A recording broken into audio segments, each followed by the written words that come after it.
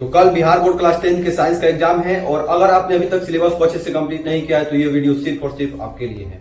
और मैं साफ साफ बता देता हूं कि बिहार बोर्ड में साइंस सब्जेक्ट से फेल होने का रीजन दिमाग का कमजोर होना नहीं होता है, बल्कि गलत स्ट्रेटजी को लगाना होता है। और हर साल हजारों स्टूडेंट साइंस के सब्जेक्ट में फेल होते हैं और इसका कारण 90% केसेस में से भी होता है। और आज मैं आपको वो 5 गलतियों को बताने वाला हूं जिसे अगर आपने अवॉइड कर दिया तो आपका 70+ अंक आना पक्का है। 99% स्टूडेंट अंतिम गलती को करते हैं जो कि बहुत ही ज्यादा डेंजरस है, जिसे आपको अवॉइड करना है। तो बिना देर के मैं लेकर आ गया उन 5 गलतियों को जिसे हमें एग्जाम में अवॉइड करना है ताकि हमारा बेहतर मार्क्स आ सके। और अगर आप भी इन गलतियों को करते हैं तो मैं आपको इसका सोल्यूशन भी बताऊंगा कि हम लोग कैसे इन गलतियों से बच सकते हैं।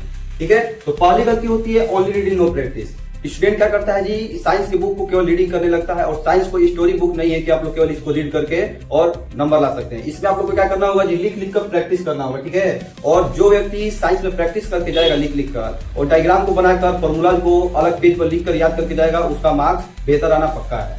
दूसरी गलती होती है फिजिक्स में न्यूमेरिकल से डर लगना। और फिजिक्स में न्यूमेरिकल से या फॉर्मूला से डायरेक्ट क्वेश्चन आते हैं बिहार बोर्ड में, और आप लोगों को इसके लिए क्या करना है जी, मुख्य फॉर्मूला जो भी है उनको लिखकर अलग से पेज पर और रिवाइज करना है। उन पर कुछ क्वेश्चन का भी प्रैक्टिस करना है। ठीक है, जैसे दर्पण सूत्र हो गया, इन सभी फॉर्मूलाज को लिखकर और आप लोग क्या कीजिए जी, याद कीजिए ताकि आपका एग्जाम में बेहतर मार्क्स आ सके। तीसरी गलती होती है डायग्राम को इग्नोर करना। और बिहार बोर्ड में बायोलॉजी के एग्जाम में डायग्राम से सीधे क्वेश्चन आता है। हर साल एक 5 नंबर वाला क्वेश्चन फिक्स होता है डायग्राम का, और आप लोग अगर डायग्राम को इग्नोर करेंगे तो एग्जाम में कैसे मार्क्स आएगा। इसलिए आप लोग क्या कीजिए, डायग्राम को बनाकर घर पे पहले से एग्जाम के एक दिन पहले कम से कम 2-3 बार डायग्राम को बनाकर और क्या कीजिए, उसका नाम को लिख कर उसके बारे में विश्लेषण करके तब जाके जाइए ताकि एग्जाम में आपका बेहतर मार्क्स आए। चौथी गलती होती है पीवाईक्यू को इग्नोर करना। और देखिए, अगर आप लोग पीवाईक्यू को ही इग्नोर करेंगे तो हम लोग को मालूम कैसे चलेगा कि एग्जाम में क्वेश्चन कैसा आता है। इसलिए आपको पीवाईक्यू को देख कर ही जाना है। और पीवाईक्यू को इग्नोर करने का एक और भी हमारा गलती हो सकता है, क्योंकि बिहार बोर्ड जो होता है उसमें सेम पैटर्न रिपीट करता है बहुत बार। ठीक है, बहुत सारे केसेस में देखा गया है पिछले साल वाले क्वेश्चन को सीधे लाकर पूछ देता है। ठीक है, तो इसलिए हम लोग को पीवाईक्यू को इग्नोर नहीं करना है, पीवाईक्यू को करके ही जाना है ताकि हमारे एग्जाम में बेहतर मार्क्स आ सके। सेम पैटर्न अगर रिपीट करे तो उस क्वेश्चन को जल्दी से आप लोग क्या कीजिए, सॉल्व कर लेंगे।